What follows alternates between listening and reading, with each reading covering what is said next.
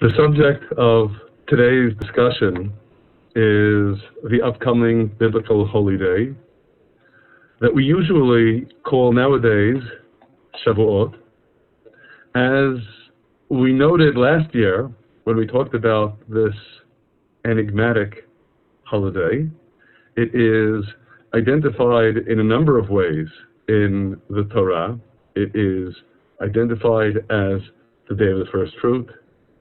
It's identified as the Feast of Weeks, which is, in translation, Shavuot. It is initially identified as the Harvest Festival. So, last year we talked about what these various motifs and identities imply and how they come together.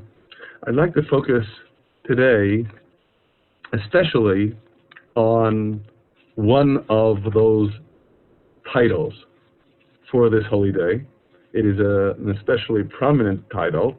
It is the Day of the First Fruit. In order to, at least initially, get a sense of what I mean as a title of this holy day, I'd like to, if I may, do a very brief overview of the various instances in which we encounter this holy day in Scripture. And indeed, in the Torah and the 5 books of Moses, we encounter it explicitly 5 times. As we noted last year as well, there are another 2 instances in which we encounter it indirectly, obliquely. We will, God willing, get to those a little bit later. But to start with the explicit references, we begin with the first, which is Exodus chapter 23, verse 16. In introducing the cycle of the holy days, the Torah tells us that one of them is the Feast of Harvest, the Harvest Festival. And in the same sentence, we read about the first fruits. Because the Feast of the Harvest is described as the first fruits of your labors that you have sown in the field. So, right there at the outset, on the one hand, the title is the Harvest Festival, but that motif of first fruits is very prominent. The second place that we encounter this festival in the Torah is just 11 chapters later. Last year, we discussed why there is a repetition of the cycle of the holy days only 11 chapters after their initial appearance in Exodus chapter 23. We won't discuss that right now. But in Exodus chapter 34, verse 22, we read again in the list of the holy days, you shall observe the Feast of Weeks, of the first fruits of the wheat harvest. So, of course, another title is introduced, the Feast of Weeks. Its meaning isn't even clear when it's introduced in Exodus chapter 34. Its identity only really becomes clear in the third instance in which we read about this holy day, which is in Leviticus chapter 23. And what is perhaps most tantalizing about Leviticus chapter 23 is, unlike appearance number 1, when it is a harvest festival, and appearance number 2, when it is called the Festival of Weeks, there's no name at all given to this holy day in Leviticus chapter 23. But what it does have in common with the first 2 appearances as well is, remember, in the first appearance, there was reference to the first fruits of your labors. In the second appearance, first fruits of the wheat harvest. And that theme of first fruits is very prominent here in Leviticus chapter 23 as well. That is, even though the holy day doesn't have a name, in Leviticus chapter 23, in verse 17, you shall bring out of your habitations 2 wave loaves of 2/10 measures. They shall be of fine flour. They shall be baked with leaven. They are the first fruits of God. So even though it's not part of the title, we still see that the observance of this holy day necessarily has something to do with first fruits. And by the way, I should point out here that even though the word wheat doesn't appear explicitly in the text, it is implied, as of course wheat was stated explicitly in Exodus chapter 34, in referring to the fine flour, in Hebrew, solet. We should be a little bit more precise here. Solet refers to fine wheat flour, because the alternative, barley flour, was generally regarded as pretty much animal food. So in Leviticus chapter 23, we identify this holy day as having something to do with first fruits that come from the wheat. And again, in verse 20, which helps to clarify what altogether we mean by wave loaves, we read, and the priest shall wave them with the bread of the first fruits for a wave offering before God. And of course, once again, what we note with respect to this identity of the holy day is the bread is called the bread of the first fruits. So once again, that motif of first fruits is somehow prominent here. The fourth instance in which we encounter this holy day, it's much more explicit. That is, in Numbers chapter 28, verse 26, the holy day is introduced. The name given to it is on the day of the first fruits. It's interesting, these 4 initial appearances of the holy day, each carries a different name. In the first instance, the harvest festival; the second, Feast of Weeks; third, no name; fourth, the day of the first fruits. And yet, what all of them have in common is saying something about first fruits. Certainly, a very significant motif in whatever the Torah is telling us about this festival. Now, in the interest of completeness, and to be completely honest with you, I should note that in the 5th and last appearance of this holy day, which is in Deuteronomy, there is no reference to the first fruits at all. That is, in that last reference, it is the holy day that is explicitly identified as the Feast of Weeks, without any reference to the first fruits. And yet, clearly the first fruits must necessarily be a central theme. In order to understand what first fruits have to do with anything, I think we need to, before we even continue in Scripture, speak a little bit about agriculture. In particular, the agricultural cycle here in the land of Israel, in the Holy Land. As undoubtedly most of you are aware, here we have an extended rainy season that lasts roughly until Passover, after which the dry summer season begins, in which there is virtually no rain until the rainy season returns around Sukkot, the Feast of Tabernacles.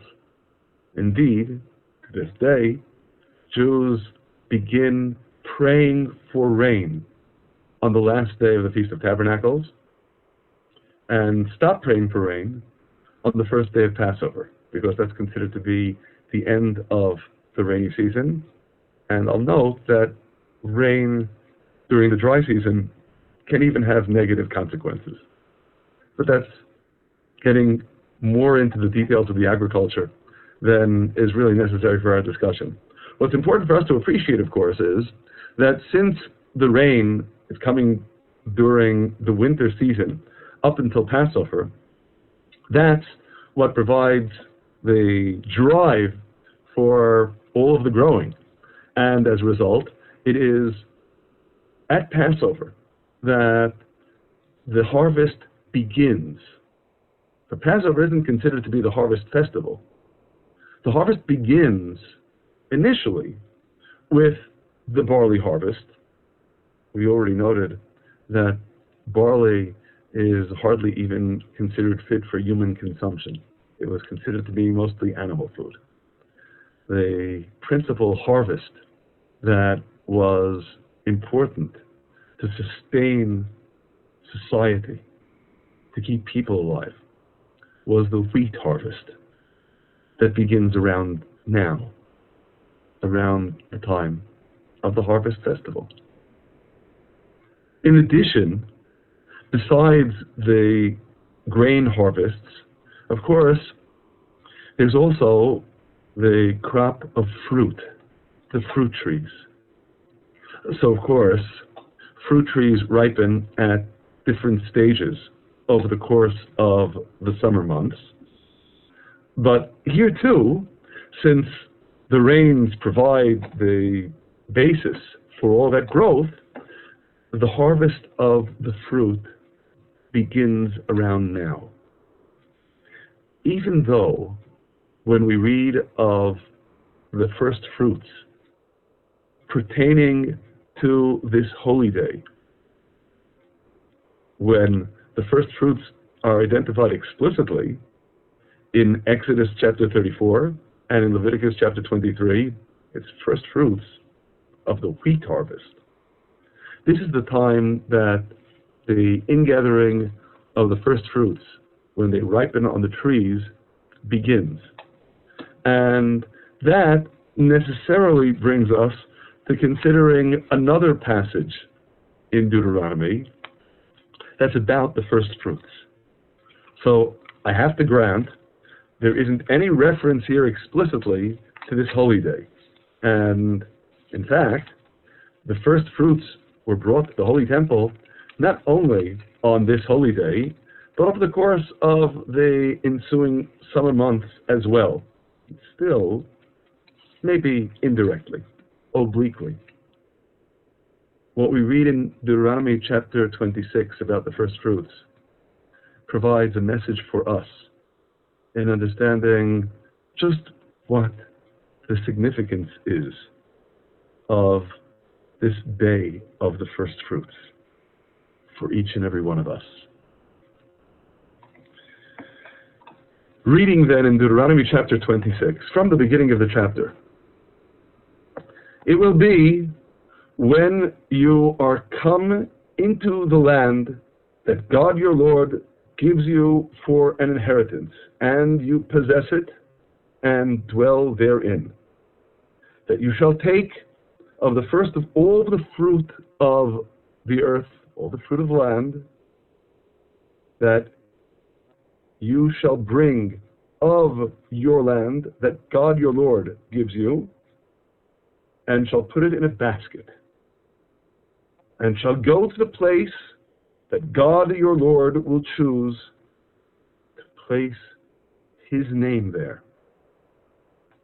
And you shall go to the priest who will be in those days, and say to him, I profess this day to God your Lord, that I am come to the country that God swore to our forefathers to give us. And the priest will take the basket out of your hand and set it down before the altar of God your Lord. And now that we've described the actions, beginning with verse 5, we read of the declaration. And this is critical because even though, as we all know, actions speak louder than words, the words explicitly convey a purpose and intent, the meaning.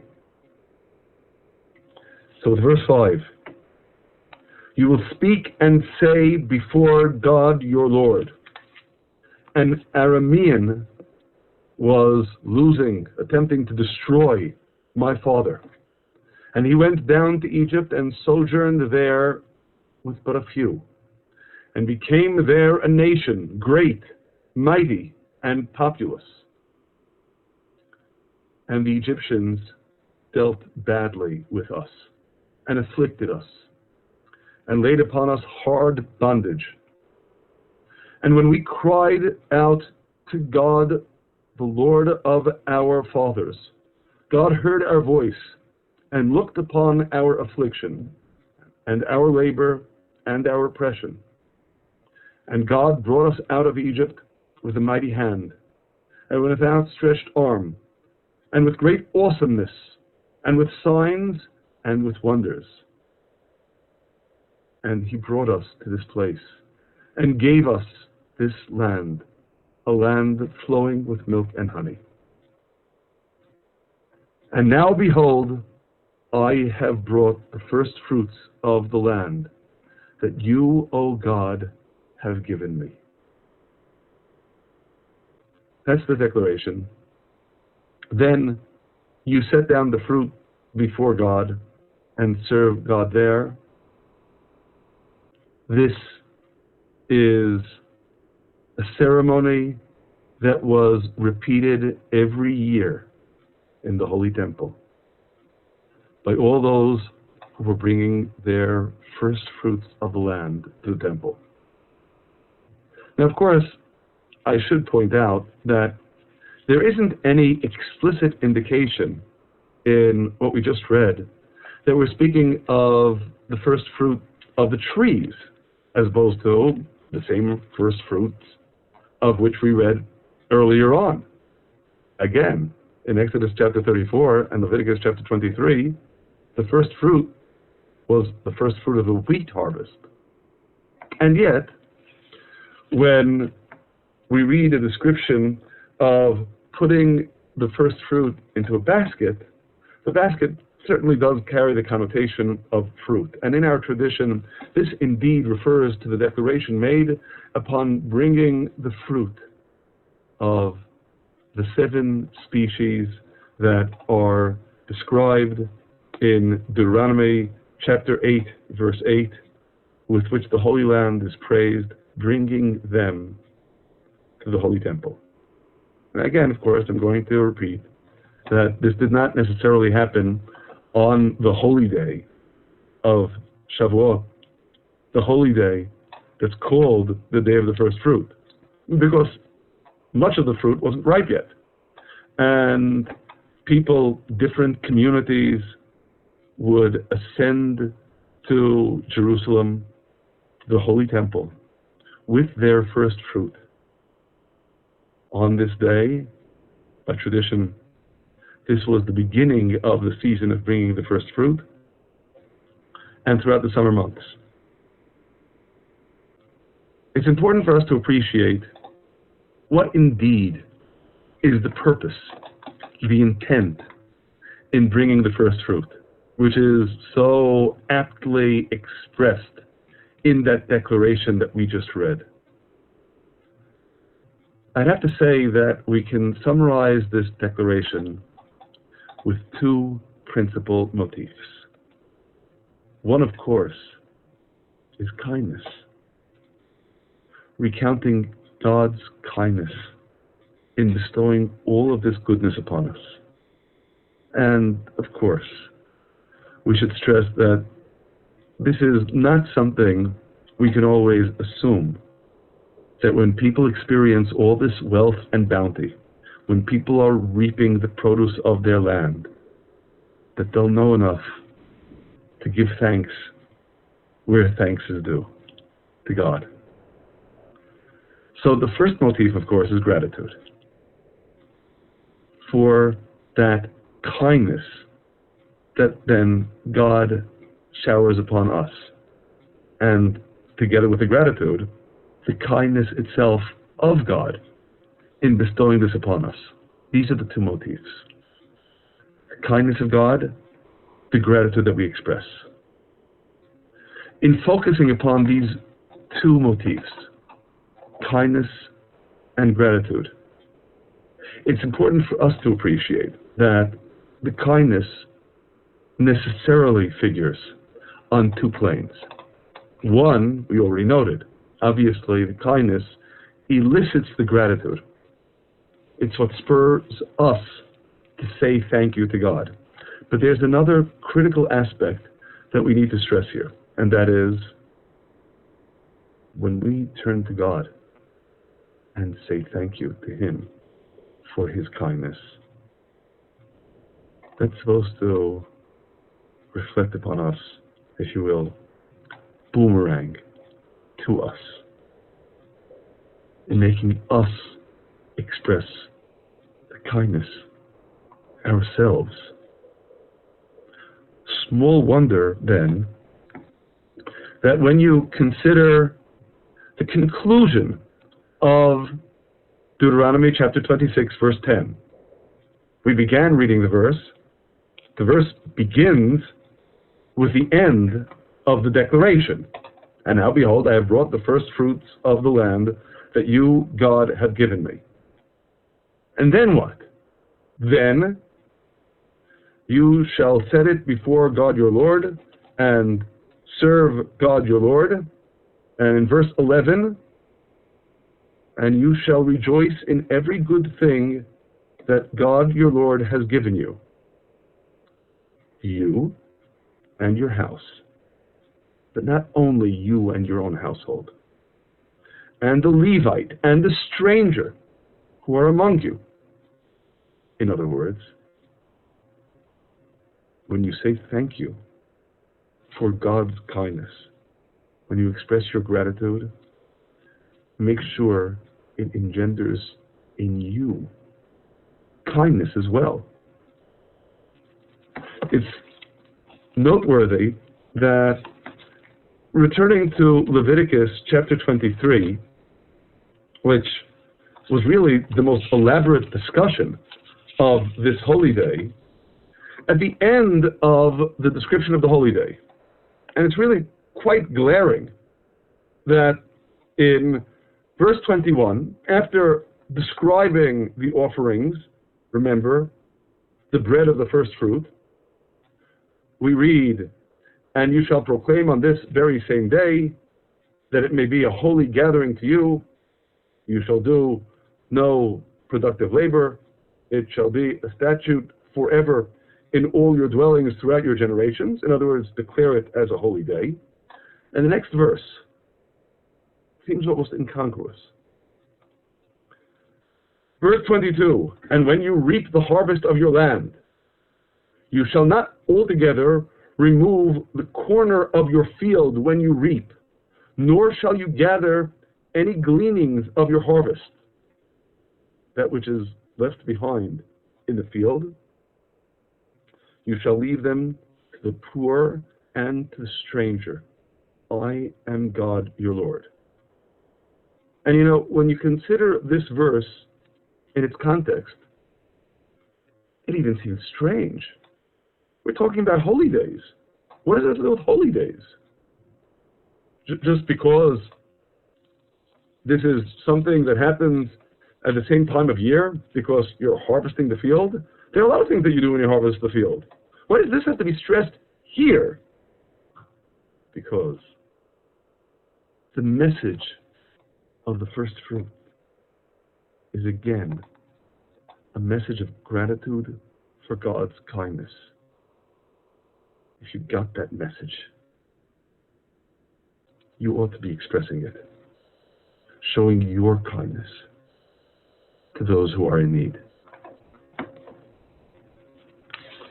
In the last instance in which we encounter this holy day in the Torah explicitly, in Deuteronomy chapter 16, this motif arguably is even more central. That is, we read in Deuteronomy chapter 16, verse 10, "And you shall keep the Feast of Weeks to God your Lord with a tribute of a free will offering of your hand, which you give according as God your Lord has blessed you." And in verse 11, "And you shall rejoice before God your Lord, you and your son and your daughter." Well, that's obvious. That's your family. But we're not finished yet. "And your manservant and your maidservant and the Levite who is within your gates, and the stranger and the orphan and the widow that are among you, in the place that God your Lord has chosen as the place in which his name will indwell." In other words, once again, here, I grant, the theme of first fruits isn't even stated explicitly. Maybe because first fruits aren't the goal. They're not the end. The goal is, as we appreciate again in Deuteronomy chapter 26, that when you bring your first fruit to the Holy Temple, when you recount God's kindnesses and say thank you, you become a more godly human being, and you extend that kindness outward. You keep on going with it. And that's exactly what we're reading in verse 11. Again, everyone, including the Levite, the stranger, the orphan, the widow, all those who are in need. Because if you really integrate that message of what God is doing for you, you know to do it for others. That is, after all, the key to becoming godly. God is the ultimate giver. Of course, God gives us everything and receives, well, nothing. He doesn't need anything from us. We, of course, could not possibly emulate that level. But to the best of our ability, we do indeed strive, by becoming givers, to become more like God. Now, this necessarily brings us to the other oblique reference to this holy day in Scripture. I'm referring, of course, to Exodus chapter 19. Now, Exodus chapter 19 makes no reference either to this holy day or to any particular date. Interesting, isn't it? This holy day also doesn't have any explicit date, just the 50th day after Passover. In Exodus chapter 19, at the chapter's beginning, in verse 1, we read, "In the 3rd month, after the people of Israel were gone out of the land of Egypt, the same day they came into the wilderness of Sinai." So, 3rd month from the Exodus, that's the month of this holy day. That is, remember, Passover is on the 15th of the month, the middle of the month. 50 days later is at the beginning of the 3rd month. The exact timing here is not explicit in Scripture, but with Moses going up the mountain, coming down the mountain to report to Israel, going back to God, it works out. And indeed, then, by our tradition, this holy day is also a commemoration of when God gave his teaching, the Torah, to the world. And you know, Having spoken so much about kindness with respect to the first fruits, God's kindness, our gratitude for the kindness, becoming conveyors of kindness to the world ourselves, what essentially is the message of the Torah? It's of course significant to note. In Proverbs, in the very last chapter, chapter 31, verse 26, we read, the Torah of kindness was upon her tongue, describing the woman of valor. The Torah of kindness, because that's the identity of the Torah, kindness. How so? Well, first of all, on the most obvious level, God gave us His teaching, His guide for how to live. Is there any greater gift than that? That's giving in the truest sense of the term. Imagine being bereft of that guidance. Gift. Giving. God's kindness in bestowing upon us His teachings, His guidance. Beyond that general observation, more specifically, we have an ancient tradition that notes, consider how God is manifest at the beginning and at the end of His teaching, the Torah. Well, of course, the beginning of the Torah is creation. We already noted that's the ultimate giving, because God is giving us existence. God is giving us everything. But even more specifically, in Genesis chapter 3, after Adam and Eve have sinned, so granted, there is punishment. There is punishment because when there is responsibility, there must be punishment. But there's still kindness. Immediately afterward, in Genesis chapter 3, verse 21, God, the Lord, made for the man and his wife coats of skin and clothed them. You think about it, how ironic. They only realize their nakedness after violating God's command, thwarting His will, and eating of the forbidden tree of knowing good and evil. But now that they know they're naked, someone's got to clothe them. Clothing the naked is one of the archetypal forms of kindness that we bestow upon those who are in need. God shows the way. Even after the sin, is that divine kindness. With that, if you will, the Torah begins. And how does it end? It ends in Deuteronomy chapter 34, verse 6, last chapter. Moses has died. Someone's going to have to bury him. And He buried him. God buried Moses. And there also, without attempting to understand just what happened, Moses was denied entry into the Holy Land. Still, God's kindness extends to Moses even after his life is over.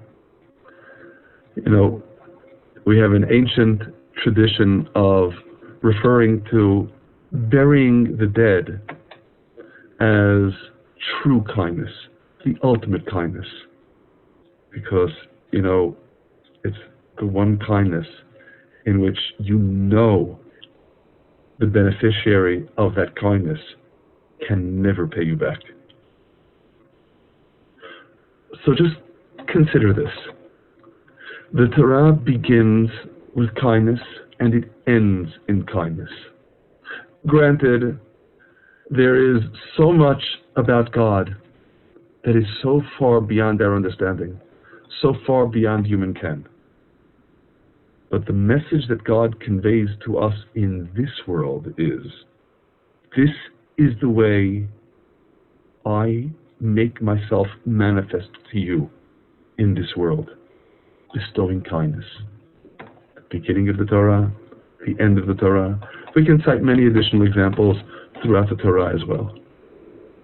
Kindness is the essential message.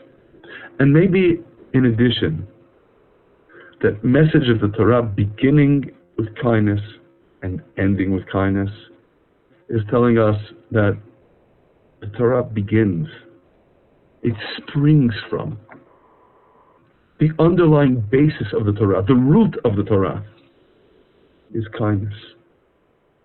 And it ends in kindness because the ultimate goal of the Torah is kindness. Granted, in the middle, yes, there are laws, there are rules, there are even punishments. Well, you know, without any laws, without any rules, indeed, without any punishments, you end up with anarchy. And that's not kind to anyone. So, of course, there are the laws, and there are the rules, and there are even the punishments. But they're all means to that goal. The goal is kindness. That's what it's all for. So, if we can attempt to put all this together, consider then the motifs of this holy day. That on the one hand, all about the first fruit, all about God's bestowing his kindness, and simultaneously about gratitude, about our appreciating that kindness. And I should stress here, you know, we don't have the Holy Temple today. We're not bringing the first fruit and expressing our gratitude with that declaration in Deuteronomy chapter 26. But this day, we still do make that declaration every year. Because, as you may know, at the Passover Seder, the core retelling of the story of the Exodus uses those verses in Deuteronomy chapter 26. So to this day, we focus on the kindness and we focus on the gratitude. Our gratitude to God. And engendering in us that kindness that enables us to grow closer to him, to make ourselves more godly. I feel compelled to add here an additional nuance that, granted, is even less explicitly related to this holy day than the oblique references in the Torah that I already noted. And that pertains to the book of Ruth. So what connection altogether does the book of Ruth have to any of this discussion? Well, my response is that when we consider the timetable of the book of Ruth, what we read at the very end of the first chapter of the book of Ruth is the story is taking place initially at the beginning of the barley harvest. And what we read in the second chapter is that Ruth was following the reapers of Boaz for all of the barley harvest and the wheat harvest. So it certainly is a story that's taking place at this time of year. But there's an additional dimension, and that inevitably pertains to what the book of Ruth is doing there. What is it all about? You know, in the ancient traditions that we have, the Midrash, there's the observation that this book doesn't contain in it any explicit instructions regarding anything, not regarding what is permitted or prohibited, not regarding what is pure or defiled. So what's the purpose of the book? The answer: it's all about kindness. The rewards of kindness. Just to think about all of the major figures in the book of Ruth. Ruth herself, Naomi, Boaz. What, to me, is always so striking when I read the book of Ruth is you see each of the major figures in the story going out of her or his way to show concern for someone else. Not to worry about themselves, but to worry about the other. And ironically, providentially, that concern that they have for the other ends up boomeranging on them and providing the key for their own salvation. But of course it goes beyond that. Because when we consider what ultimately the message of the book of Ruth is, it's not just the personal salvation of Ruth, of Naomi, and of Boaz, even though each of them, in each one's own way, is indeed saved. Not intentionally, but by consequence of what each of them was doing in worrying about the other. It's more than that, though. It's not just they who are saved. It's, of course, we who are saved. We know the story. The great-grandson of Ruth was King David. The great-grandson of Ruth and Boaz was in turn the progenitor of the Messiah, the guarantor of the fulfillment of God's promises to redeem the world. It all goes back to kindness. It's all based upon kindness. I'm sure you can appreciate that it's no surprise then that in Jewish communities throughout the world, there is the custom of reading the book of Ruth on this holy day of Shavuot, because it teaches us the lesson of kindness. And in particular, when we think about this holy day, the message of the first fruits, and for each and every one of us, maybe more than the first fruits, because we're not all farmers, but we all have God's teachings, the Torah. For each and every one of us, this holy day drives home that message of God's kindness, our gratitude for the kindness, and becoming the stores of kindness ourselves. God gives us His Torah. He is the ultimate giver. But the whole purpose of the Torah is to teach us how we can grow into becoming givers ourselves. You know, I can't help but note here, in the ancient pagan world, celebrating the first fruit was something that was practically universal. All peoples, all cultures were celebrating their harvest in one way or another. But how were they celebrating the harvest? You read about ancient pagan rituals filled with cruelty, perversity, the disgusting cruelty that the pagans thought would lead to a successful harvest. Because, so far as they were concerned, the goal was getting the goods. And if you could mollify the gods, if you could somehow find a shortcut, however illegitimate, to ensure a bountiful harvest, that was all that mattered. That was the goal. Nothing else was important. And in the Torah, there's also a harvest festival. It's just the opposite. It's not just because we're thanking God instead of, if you'll pardon the comparison, the gods of the pantheons of the pagans. It's because that gratitude to God is to change us. The harvest isn't the goal.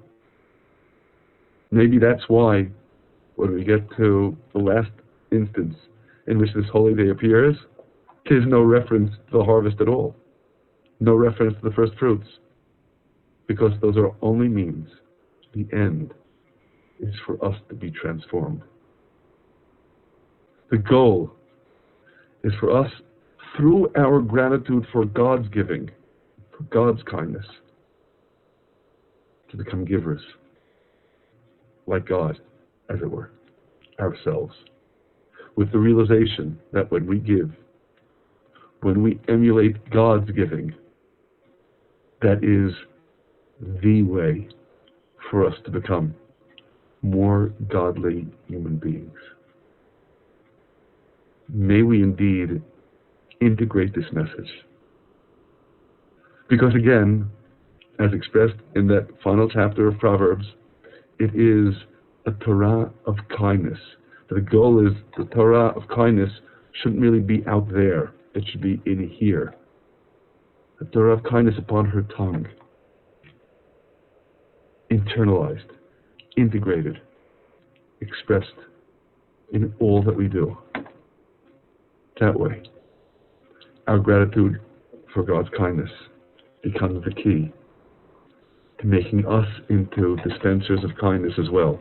It becomes the key to our becoming godly, and thus becoming worthy of God's greatest blessings. God bless you.